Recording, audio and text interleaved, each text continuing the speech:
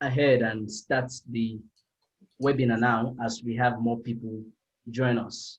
So quickly, I'll do a brief overview of this webinar series we've been having for over 1 month now.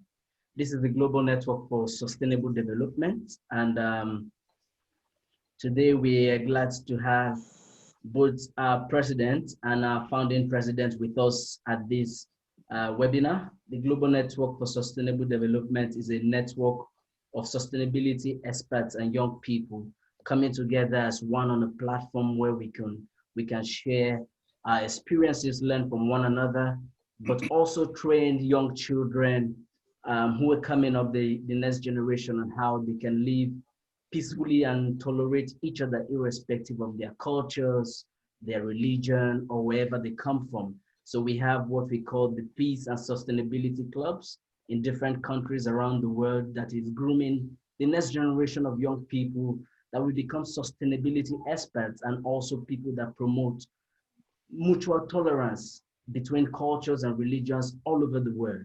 We also have a sister schools project that is connecting schools from developing countries and developing communities with schools that are well to do and have assets that they're able to donate to other schools in areas that are not well to do. And we also have some other projects in the pipeline that will be announced as time goes on. I would urge you all to stay tuned, and you can always reach out to us on our website, www.gnsd.org. You can write to us, you can register for our Peace and Sustainability Clubs to be part of the community from wherever you are. Once again, I welcome you all to this webinar. With that said, I would now hand over to our president, Professor Sapna, to give a few remarks, and then we'll take it up from there. Thank you. Thank you. Stephen. I'm glad that this team at GNSD is doing wonderful job, especially Stephen, Ashima, Anushri, Munir, etc. And within a short span of 1 month webinars, and we have attracted results. GNSD, Marek Rosinski is here, and I am here to thank him that in spite of difficult time period that he is passing through, he has been there for the webinar. He has been guiding us for all, from the behind, and he is making all the efforts to make, so that GNSD rise to great heights. Okay, thank you. And, yeah, thank you, Professor Rosinski. And we are glad that you all have been able to join. GNSD has taken short steps. We are yet to achieve great heights throughout the world. In fact, Stephen has already introduced us to our wonderful project, Sister Schools and others. More you can see on our website. We visualize GNSD as one of the strongest voice to engage youth for sustainable development goals. And we also thank all our board of directors, advisory board members, and all those speakers who have come forward to engage the youth with us.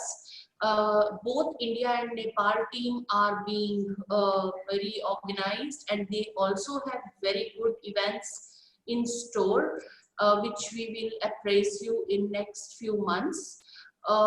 With these words, I thank all the patrons, including our founding president, Professor Wosinski, for all the efforts they have made to bring GNSD to this at this stage. Thank you so much. I hope you will enjoy this webinar. Thank you very much, Dr. Sapna. I would now hand over to Anushri to introduce our speaker for today, and then we'll dive right in.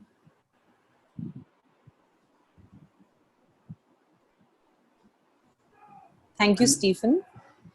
So I would like to introduce SIlas to each one of you. SIlas is from Cameroon and currently resides in Addis Ababa, Ethiopia. He holds a master degree in public policy and sustainable development from Terry School of Advanced Studies and has over 6 years of experience in policy, international development, and sustainability studies. SIlas currently serves as policy officer for the Bureau of Deputy of the African Union Commission and USAID technical assistant, oversees and monitors various funded projects to the African Union.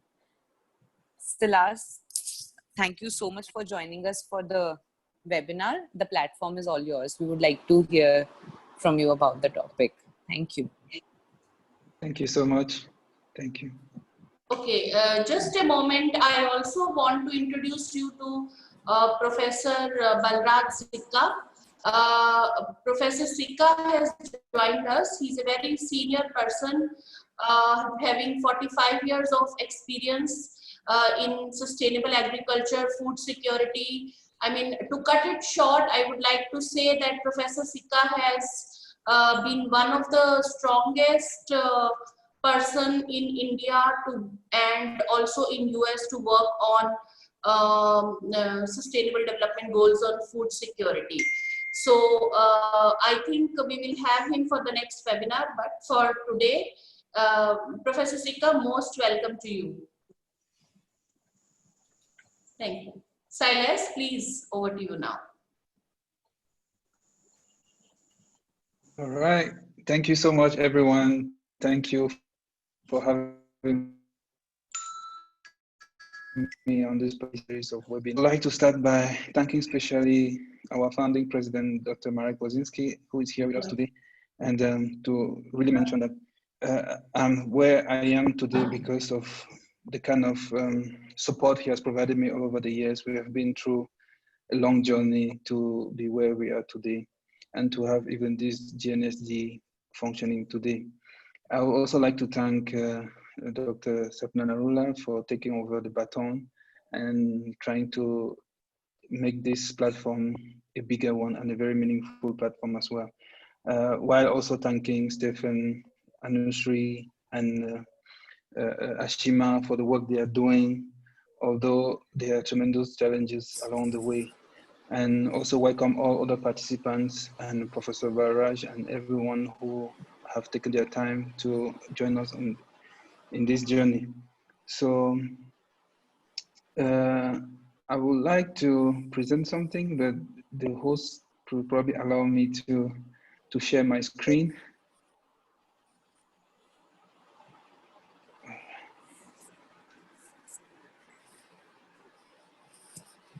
So yeah, so thank you again, and hopefully I will begin soon. Thank you. So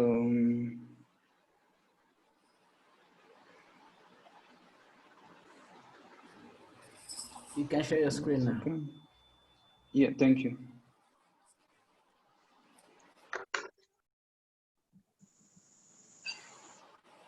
Give me a second.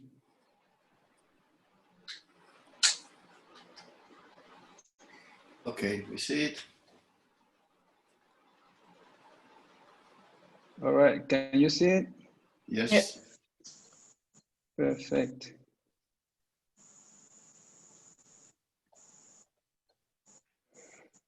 So thank you for giving me some time to set it up.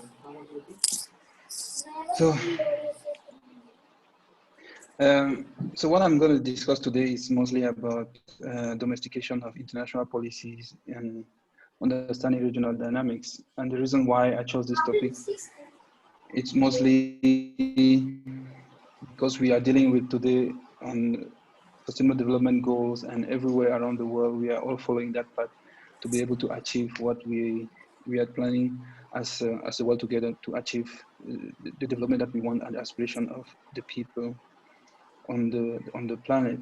Most importantly, I chose this topic because most of the times policies differ from one geographical area to the other, and the challenges related to the African continent are usually and most often misunderstood internationally and make it a bit difficult to all of us to understand what's actually going on in this part of the world. And the third reason is also to allow some of us participants in this webinar who may not be very acquainted with the GNSD's work to be able to understand the dynamic of the people part of this global network and the various background that are brought together to be able to achieve this laudable goal. Also, what I'm going to touch upon is not going to be the nitty-gritties of sustainability per se that's going on the continent, but mostly the policies point of view. And just because my work right now is mostly on the national and continental policy and the strategies that countries are putting in place to be able to achieve sustainability and growth. So if you allow me, I won't go deep into what the GNSD's work, but as Stephen has introduced already, the work is to connect young people worldwide. And through this, not only the young people, but people who have this vision to carry out this approach to sustainability, to be able to bring about change effectively on the ground, looking at aspects of environmental sustainability, social sustainability, as well as peace and conflict transformation all over the world. It's important to remember that to be able to achieve peace around the world, we should be able to understand each other. There should be an element of cultural understanding from all of us. As we are part of this global network, it's also important to understand that we grow to do work outside our geographical region, and it's important for us to understand what goes on, whether in Africa, in Asia, or in Latin America, in Europe, and elsewhere. So the importance of achieving sustainability brings about certain drivers that all of us should be on board and be able to understand the dynamics of this very important work. And when we look at GNSD, we mostly talk about the UN Sustainable Development Goals, which is up to 2030. And bringing in the regional dynamics, I would like to introduce, first of all, the institution that I work for, which is the African Union Commission. Without going into the deeper vision and mission of African Union Commission, it's a continental institution, intergovernmental institution that brings about all the 55 African countries to work together and bring together policies that will change the face of the continent around the world and promote growth and economic development, which will be citizen-driven and increase cooperation and integration of African states. So in a nutshell, the African Union Commission is likely the same as you know already, like the European Union Commission, which functions as a secretariat to looking after the Africa Development Strategy. And under this one, we have what it's called within the African Union Commission, the African Union Agenda 2063, which is definitely a set of goals that lead countries into the path of sustainability and economic growth. Like the UN Sustainable Development Goals, the AU agenda is a regionalized set of goals that look at the specificities of the African continent and tries to bring those specific needs that we have to tailor to the African context. So if you allow me, I wouldn't be very long in my presentation because, as you know, learning from Dr. Marek, a long lecture always keeps people sleepy at some point. So I want to bring in here the fact that the UN Agenda 2030 and the African Union Agenda 2063 are two agendas that have been crafted almost around the same time. However, the African Union Agenda 2063 have been crafted around 2013. That encompasses a lot of areas beyond the Agenda 2030 of the United Nations. So, as you know already, the agenda of the UN, it's is comprising of 231 unique indicators, 247 listed in the global indicator framework, and 12 among them are indicators that repeat themselves, meaning that some of them actually drive the others in order for them to be implemented, and two are repeated also 2 or 3 different targets. Compared to the African Union Agenda 2063, it looks after 7 continental aspirations, especially on economic growth, on peace and security, on playing a global role in the global arena, looking at reducing child mortality and women pregnancy during birth, and many other aspects, looking at connectivity on the continent, looking at integration of the continent. And that the Agenda 2063 has 33 priority areas, 20 goals, 174 targets, and 200 indicators. So when you look at the comparison of both the agendas, it illustrates a substantial convergence at the level of the goals and targets and indicators. Both agendas, 67% of the SDG indicators overlap either strongly or weakly with those of the Agenda 2063, as opposed to 69% and 100% at the target level and goals level, respectively. Now, to be able to make sure that international policies are trickled down to national level or regional level, during the discussion at the United Nations, there was this framework that they discussed, which was called the Istanbul Program of Action, looking at how least developed countries fare in terms of implementing global agendas or global or national. To achieve this, we have to address the structural challenges and facilitate the achievement of both of other international agreed development goals and expedite graduation from least developed countries to maybe moderate or middle level countries. It is important to realize that most of the policies and programs that have been developed at the United Nations that have been internationally agreed have to trickle down at country level through different frameworks, as you can see maybe in Asia or Southeast Asia, as you can see even in Latin America or in Europe. So a lot of work is done in trying to make sure that all of these activities effectively trickle down in the program of actions. As you can see in the table I'm sharing right now, there are 8 priority areas of the Istanbul Program of Action that look at how both the agendas are coming together to strongly support global vision of sustainability and development around the world.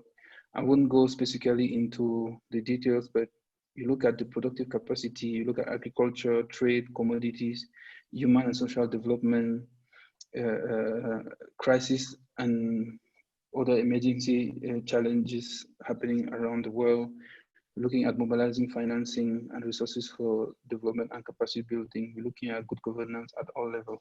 So as you will see as we go on in this presentation, these are laudable goals that look at how countries in these developing nations are really trying to implement some of these very important drivers for development. And in doing that, it was important to note that a coherent implementation of the Istanbul Program of Action, the Agenda 2063, the Agenda 2030, in the context of national development priority, undoubtedly requires an understanding of the relationship between the Program of Action, on the one hand, the Agenda 2063, and the Agenda 2030, on the other hand. So going forward, what I would say is, looking at the SDGs, the African Union Commission is, I would say, the port of entry on the African continent in terms of implementing sustainable development goals. And in so saying, the United Nations, through their different agencies, have regional offices around the world. And in Africa, we have the United Nations Economic Commission for Africa, whose headquarters is also in Addis Ababa here. So we work jointly with them in developing frameworks and joint planning, joint frameworks in making sure that countries are effectively domesticating some of these goals.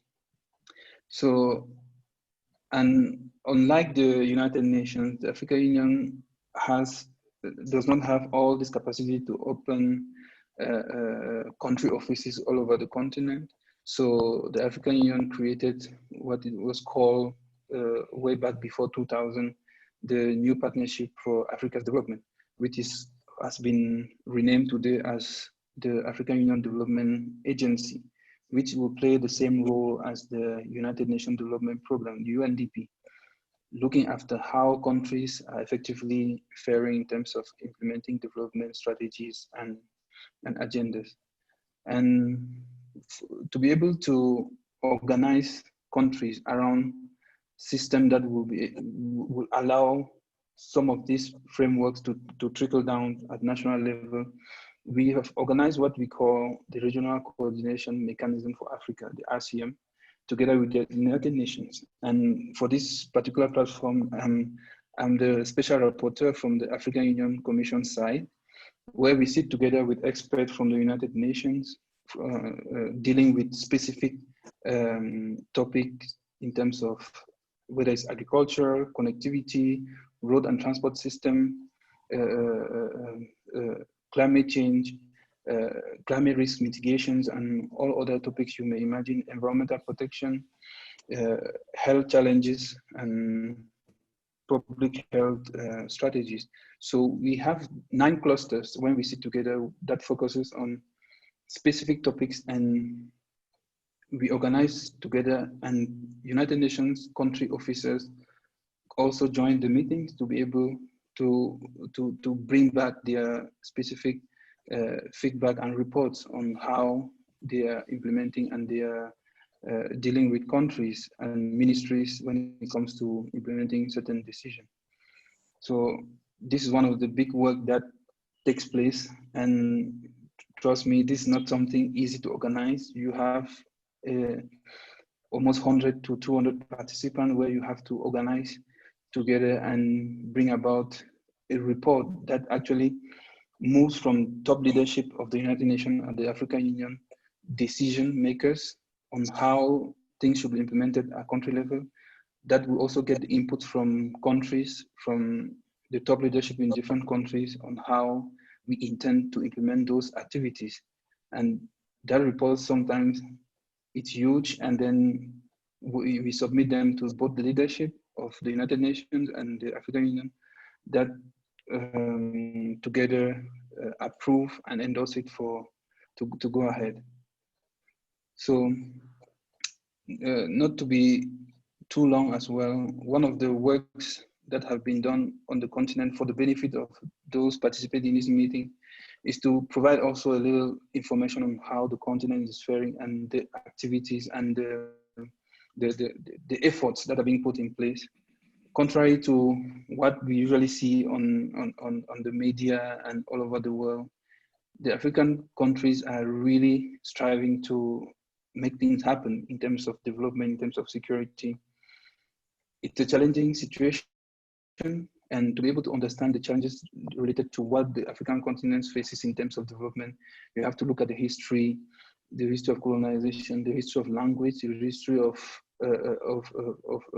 culture, and the history of division that has marked Africa's century of civilization, which today the different countries are trying to come together and move as one. And one of the things that has worked recently and very well is the Africa CDC, which is not a flagship project of the AU, but it's a big driver to achieve public health strategies on the continent. As you know, you have the US CDC, you have the China CDC, you have all the centers for disease control all over the world. And recently, the African countries and member states have agreed to establish the African Union Africa Center for of Disease Control, which is an institution that looks and supports African countries on public health related priorities, support emergency actions. This institution is also located here in Addis Ababa in the headquarters of the African Union. and has been at the forefront of fighting the Ebola disease virus that happened a couple of years ago, and is actually at the forefront of supporting the African continent on the curbing down the coronavirus, and has entered a lot of different partnerships with different institutions around the world, has created a pool procurement platform for African businesses to be able to procure PPEs in one single sourcing, has created a lot of platform and interface between African scientists working towards finding the vaccine for the virus. And they have also established what they call the Pan-African Vaccine Institution, where they are working with all scientists around the continent to also do research and development on finding vaccine for many of these health challenges we are having. And as a matter of fact, their support and their work has landed the continent to declare 2 days ago that the continent is polio free now from the polio in the world. So yeah, so the next one is one of the biggest flagship project that took off just 2 weeks ago after tremendous work that was put behind, is the African Continental Free Trade Area, which, like the World Trade Organization, is the African version of a free market area, which means that now, from now on, Africa will have a global or a continental market of around, let's say, 1.5 billion people, which is estimated at $2.5 trillion market value. And this has been done with the idea that it's time for Africa to lead as a common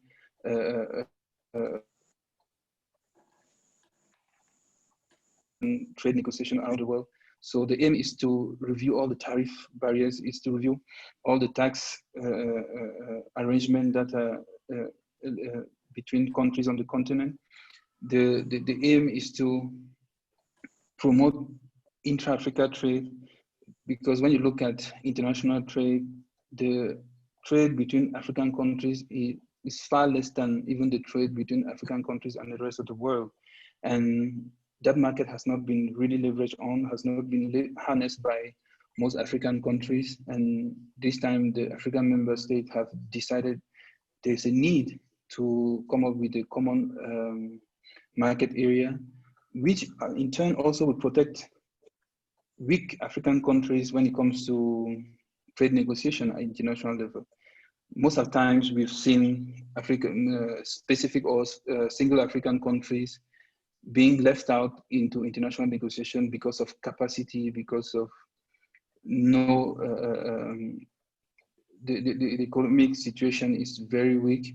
The capacity, the manufacturing industry is very weak. So this program and this project is coming to protect while also putting African continent and the countries at a level playing field with the rest of the world. The other one, I might not have to go through each of them one-on-one, but the other one is the single Africa air transport market, same as the continental free trade area. The member states are trying to bring together all these companies to be able to work together, because in recent years we've seen a lot of bankruptcy in terms of airlines, companies around the continent, whether they are nationalized or whether they are private or public-private companies. It's to be able to revive and allow support and capacity to compete at international level. There was a need to also bring that that sector together.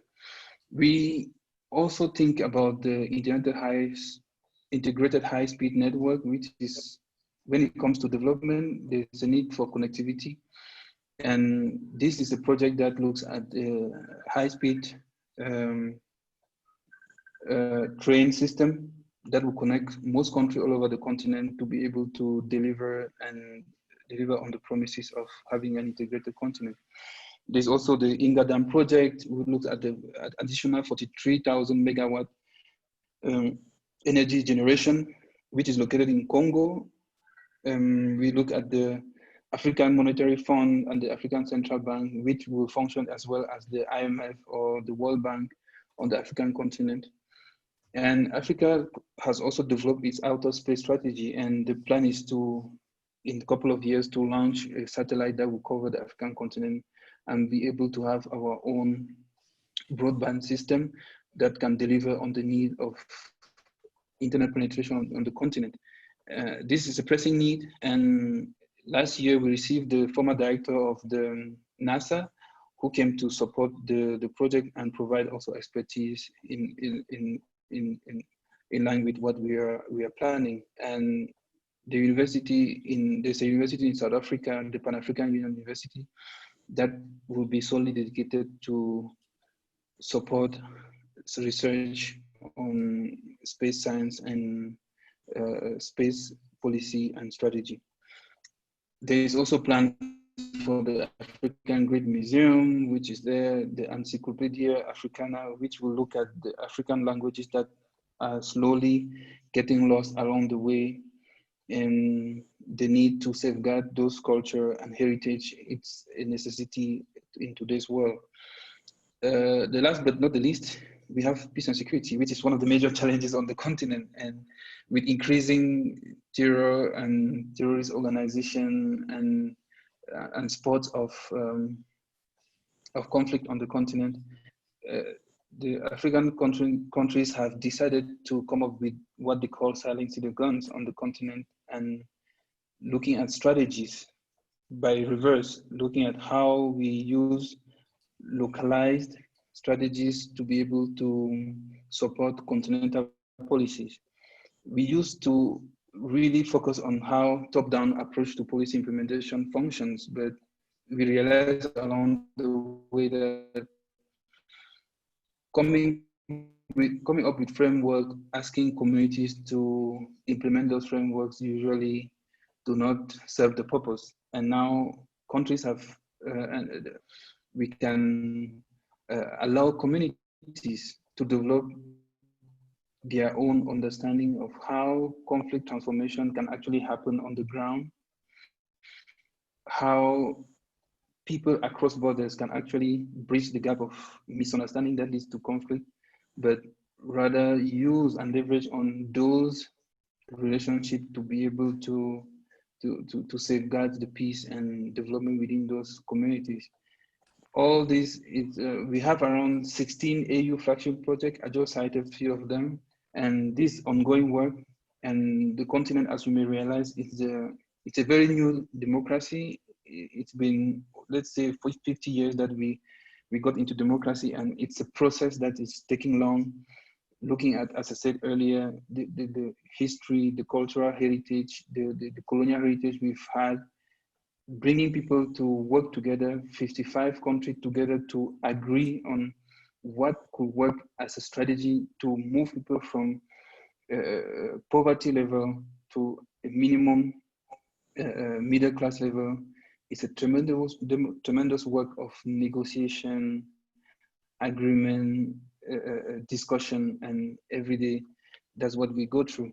So on this note, I think I will rather give space for us to interact on specific questions or specific areas of clarity that you may need.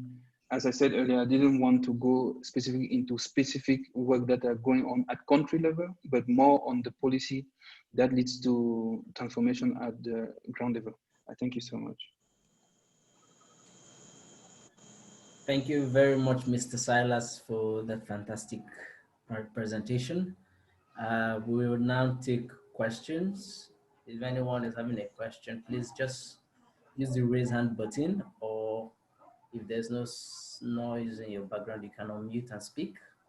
If you don't feel comfortable asking directly, you can type in the chat box and your question will be taken as well.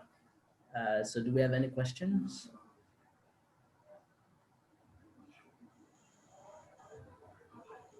Okay, I have a question.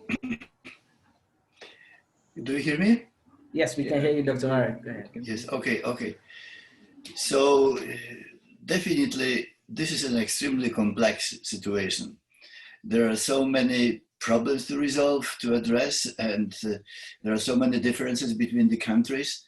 And so it seems normal that each country will have some kind of priorities, because you can't do everything at the same time. And you know, one reflections I have is, like at the last webinar, we were talking about education, that in the current situation with pandemics, education becomes really a problem, especially in African countries where people don't have access to the internet, and there is closed, schools are closed and so on. So this somehow need to be resolved. And I think that each country will have to have different approach to this. And the other issue, which also we talked a little bit during the last webinar, is hunger. I just read some reports that at the end of the year 2020, thousands of people die every day because of hunger.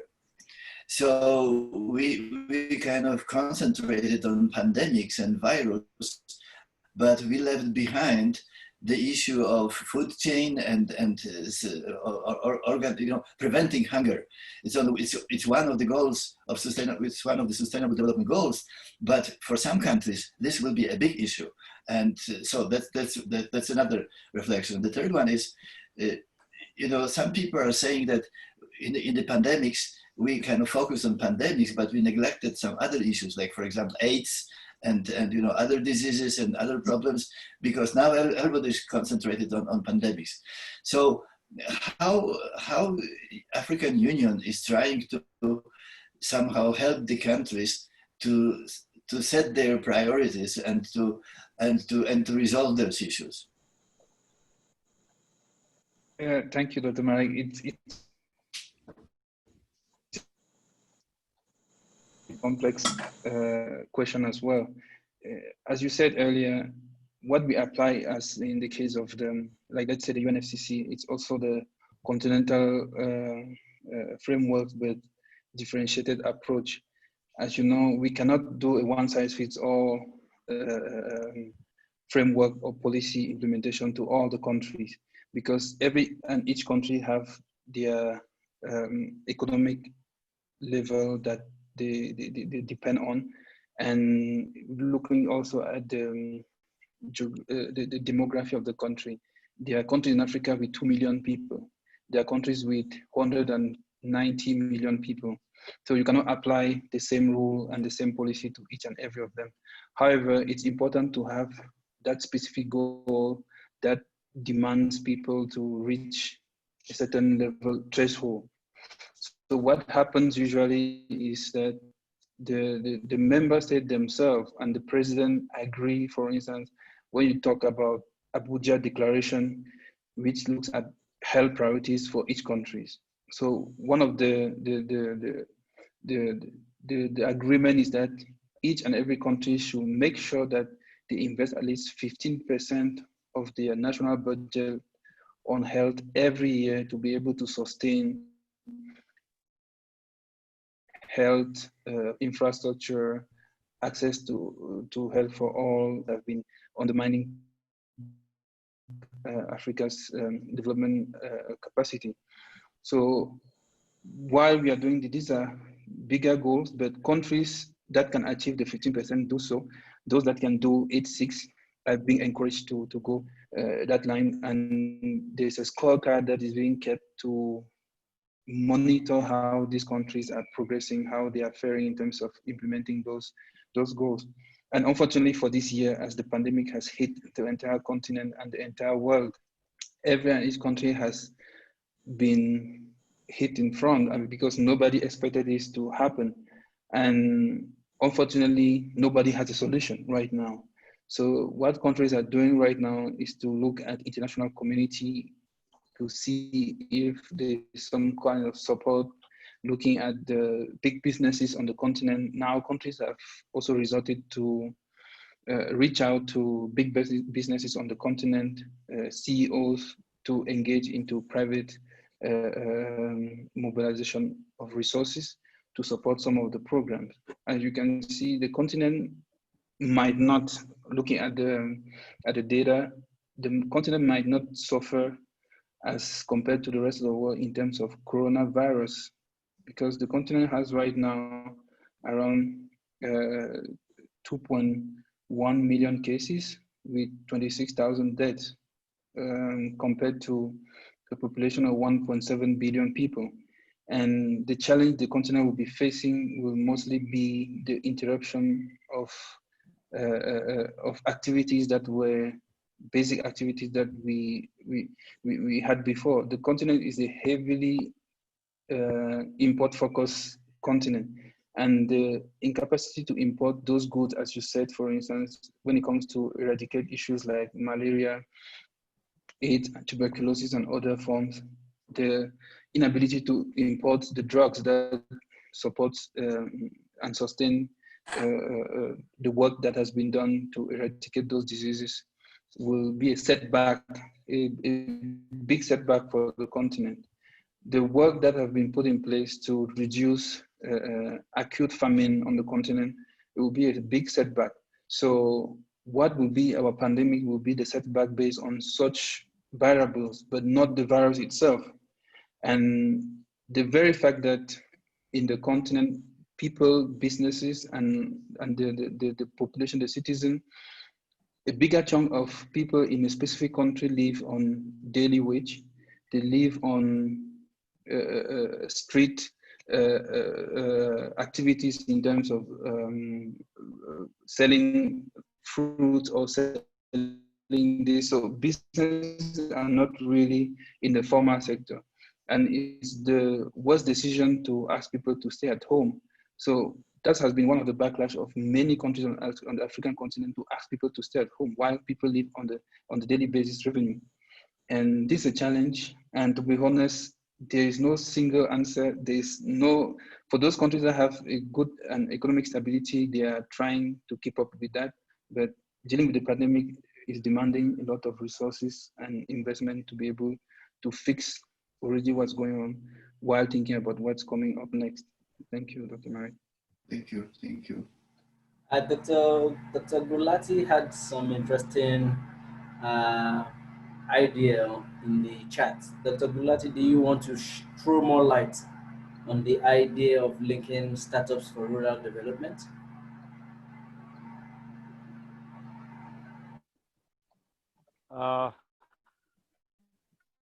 Yeah, I'm really feeling pleasure to interact with you. Can you hear me? Is okay for me? Yes, yes, we can hear you. We can hear you. Yeah, yeah. In fact, I mean, I'm working and providing some inputs to the United Nations Technology Innovation Lab and also to ARDO regarding the proven startups or the innovations which are helping also in India and this continent, all the challenges at grassroots level. Maybe it is in the communication side, which you said, I mean, monetizing the broadband or what has been laid over there. Maybe in the edutech and agri-tech, and also towards the capacity building for sustainable solutions. So looking to share those ideas and the proven solutions to help our partner countries in this regard. And those startup ecosystems where these innovations have been proven and endorsed by the country with you. Thank you, Mr. Gulati. This is very interesting. As you know, the Africa Center for Disease Control, as I was mentioning earlier in the presentation, is at the forefront of supporting member states in figuring out the strategies and the plans to be able to mitigate this virus. And what they do usually is assess the different options and the different tools that are out there, and they work closely with the US CDC, the United Nations, the WHO, and all the agencies around the world. They even have a platform where all these scientists are working together to figure out what are the tools that are needed in this time to be able to support the global fight against the pandemic. And I do believe that if you have a linkage already with the UN in proposing these innovative testing plans, it will definitely go through some kind of assessment that once is validated, because unlike we've seen recently, all different countries around the world coming up with different types of cures. We've heard from other, we've heard about so many things, and the challenge with that is when it comes to a deemed public health institution, you do not just go ahead with a specific idea option that you have at hand. You have to assess it over time to be able to ask people to implement it or to use it. So what I believe is that if you do have that proposal and you know about those things, there is a way I can reach out to the Africa CDC to hear what's your proposal. It has been endorsed already by the United Nations and redeemed health institutions. That could be a proposal. But the difference is that the Africa CDC does not impose tools on African member states. It proposes solutions, and up to African countries to decide which way they want to approach the issue. As I said earlier, they come up with, last time, with this pool procurement plan to acquire PPE, so to support African countries to be able to buy together in the wholesale those materials that they need, instead of letting each of the countries struggling to find those materials at maybe higher cost or maybe not verified. And their work is to also assess the materials that are being brought on the continent and distribute. So they work very closely with the WFP, because WFP has a big line of logistics all over the continent that has been supporting those places or those communities in very remote area to provide food equipment in the past before the pandemic. So they work closely to even dispatch medical equipment to needy countries. So I'll be happy to hear from you, even on a personal note, what you have, and I can reach out to them to take a look and see what if they are interested. Thank you so much. Thank you. Thank you. Thank you. Thank you. Do we have any other question? Let's take one more question if there's any question. So, Professor Sika, do you have a question or you want to comment? Yeah, please. Yeah.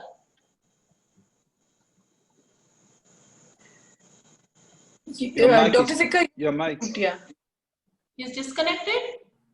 No, sorry. Can I ask a question on agriculture scenario and opportunities with Australia vis-a-vis with India? Can I ask him a question on this sector also? Definitely. Will you? Okay. So I have worked a lot in Africa, particularly Kenya, Nigeria, Uganda, Ethiopia, and Benin, and all, And what I have, observed from there, potential is huge. Even farmers and entrepreneurs, they are willing to work, But the problem is, there are two problems. One, financial. Second, uncertainty, So how do we can, have these issues to be solved so that the farmers and their self-reliance and sustainability should be there, Otherwise, all the time they are importing, rice. If you see rice, I think half of their, foreign exchange goes to importing rice or, sugar and other things, So if we can, have some, what you call any plan, future plan, so that India and Africa, we can join together certain institutions, so that we can have some, our experience of green revolution and other, we can translate that into that country. This is my,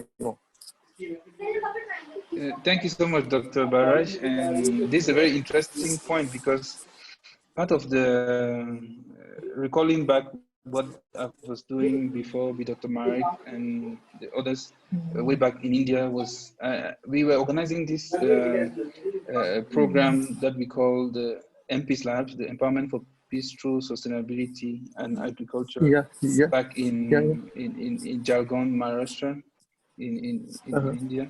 So the overall plan was to seek how innovative ideas can support Africa's capacity in agriculture and research. And what was done is we've worked with those the Gen Irrigation System Limited Company, and they have also done some work in Africa, in Nigeria, Kenya, and all those places.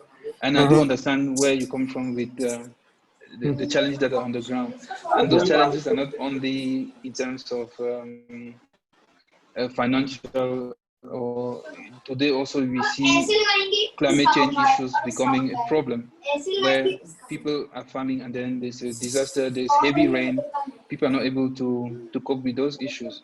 So what the African member states are doing, it's a work in progress. They have come together with one of the flagship projects also is harmonizing prices of commodities across countries in the continent. Also, they have created this institution called the African Risk Capacity, which is an institution that looks at climate or environmental insurance. So that institution works with African countries to be able to ensure any potential or mitigate the potential environmental challenges while those things happen. And it's a new agency. It's been 3 years that has been created, and the issue is still to have to get all the African member states on board to agree to finance this program, to be able to lessen or to mitigate some of these challenges. As you're saying, the continent is rich in terms of soil or space. The geography, it's very blessed, but we have, as you said, these risk-related challenges that we are yet not able to figure out the right way. And we'll be happy to work together with any institution that has innovative ideas to share on how we can cope with such issues. One connected question, so that is an example for all the participants who are sitting here, You see, if you go to Kenya, you see, and that side, they have, mangoes. And you will be surprised, you get mangoes twice a year, In India, we get once a year, and that too, biannual, in 1 year, very good production, other year, this is. So they don't know how to, prune the trees, how to maintain them. Those trees have become, 70, 80 feet height, 80 feet heights. It is rather impossible to, harvest the fruits and all. These are the minor, examples I am quoting. And there is one more UN agency, that is Green Frontier, something, and a New Frontier, and this is something I'm forgetting the name. We were in contact with that UN from US, So like that, if we do some fine tuning of those people, Yes, yes. So I think they will be at their own. I agree with you that there is a lot of potential as far as Africa is concerned, not only in agriculture but also in other areas, health, livelihoods, etc. And as SIlas has rightly pointed out, that and I think that together through the goal number 17. Partnerships, we can actually handhold some of the African population, and we can initiate such projects. And as Dr. Gulati has said about tested innovations, which have not been tested in other areas, maybe we have to check whether these could be replicated in different African space or not. Yes. I think we need business models and partnerships to make that happen. So, thank you. Sapna will be very happy to associate with this, if given the opportunity, Thank you, sir. Thank you. So, these are some of, you see, there are a number of issues which we can discuss for hours together, but you see, Sure, glaring, sir. you see. Sure, sir. Sure. Thank you so much for your input, and definitely that was one of the. I would like to have your, you see, from Sapna, I'll have the mail, so I develop one concept note for that. Deep diving into African, you see, agriculture, you know. No, So definitely. how we can, I have made it, you know, very lengthy, you know, that thing, you see, how we should move, and I'll share with you once I get your email. Right. For sure, I'll be happy to see that. Thank you so much. Thank you. All right, thank you very much, everyone. I would now hand over to Ashima to give us a closing remark, and then we'll call it a day. I think the session was quite informative in terms of knowing about the AU Agenda 2063 and going beyond the SDG 2030, and also knowing about the various flagship programs which AU is working on. And the session in itself was quite good in terms of having the conversations regarding providing solutions and how we can all collaborate and work together on these things and these issues. On behalf of the entire team of GNSD, I would like to thank Mr. SIlas Nagane for taking out his valuable time and enlightening us about all these points about African Union. Thank you to the entire team of GNSD, especially to Dr. Sapna Narula for initiating these webinar series and moving us all ahead forward with this. Thank you everyone. Thank you to all the audiences. Thank you for making this session very informative and communicative as such. Thank you. Thank you so much. We'll be having a series of sessions and we'll keep you posted about that. Thank you. Thank you. Thank you, everyone. Thank you for having me. Sapna, I have one suggestion, you know. Yes, let us sir. have, you see, the series of, you see, seminars, but sector-wise, you know. That will be, you know, for one on education, one on health, then on agriculture, then food. Yes, sir. Yes, like that, you know, so that it becomes some meaningful and we get some, you know, outcome of that. Good idea, sir. Good idea. Thank you, sir. Yeah, Okay, okay. All the best. All the best. Thank you, Professor Sika. Thank you. Thank you, guys. Thank you, everyone. Thank you, everyone. Thank you Bye-bye. very Pleasure much. to see you all. Okay. God bless.